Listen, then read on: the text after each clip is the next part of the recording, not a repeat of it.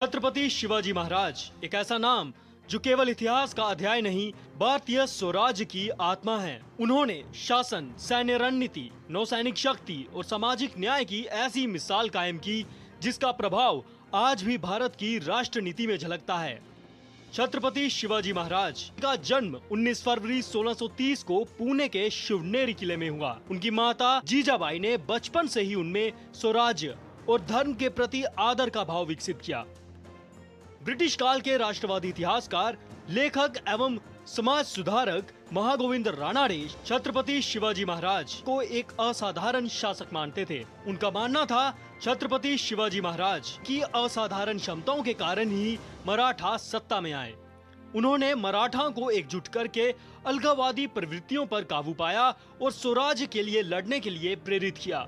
इसी वजह से मराठा साम्राज्य लोगों के दिलों की गहराई में बसा हुआ था और प्रतिकूलताओं के बावजूद जीवित रहा। सन 1674 में रायगढ़ के किले में शिवाजी महाराज का राज्याभिषेक हुआ और मराठा साम्राज्य को एक संगठित रूप मिला। उन्होंने प्रशासन को सुचारू रूप से चलाने के लिए अष्टप्रधान मंडल यानी 8 मंत्रियों की परिषद का गठन किया, जिसमें मंत्रीगण स्वतंत्र रूप से कार्य कर सकते थे। उनकी कर व्यवस्था पारदर्शी थी और न्याय प्रणाली जनहित पर आधारित। इतिहासकार शिवाजी महाराज को केवल एक योद्धा ही नहीं बल्कि सामाजिक न्याय के संवाहक के रूप में भी देखते हैं।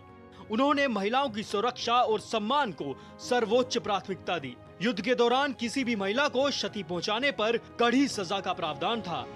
इतिहासकार एम.जी. रानाडे छत्रपति शिवाजी महाराज को भारत के महान शासकों में से एक बताते हैं। उन्होंने अपने लेखों में लिखा, छत्रपति शिवाजी महाराज अपने समय में महान प्रशासनिक संस्थाओं के निर्माता थे। शिवाजी की प्रशासनिक संस्थाओं का विशिष्ट अध्ययन इसलिए आवश्यक है क्योंकि इसमें विचारों की मौलिकता और व्यापकता मिलती है। इस तरह की व्यवस्था उस समय की अन्य प्रचलित शासन प्रणालियों में नहीं मिलती। शिवाजी महाराज ने गनीमी कावा यानी गोरिल्ला युद्ध नीति को अपनाकर मुगलों और आदिलशाही सेना को कई बार पराजित किया। तेज गति, अचानक हमला और किलों की रणनीतिक स्थिति के कारण वे हमेशा अपने दुश्मनों से एक कदम आगे रहते थे। शिवाजी महाराज पहले भारतीय शासक थे जिन्होंने संगठित नौसेना की स्थापना की।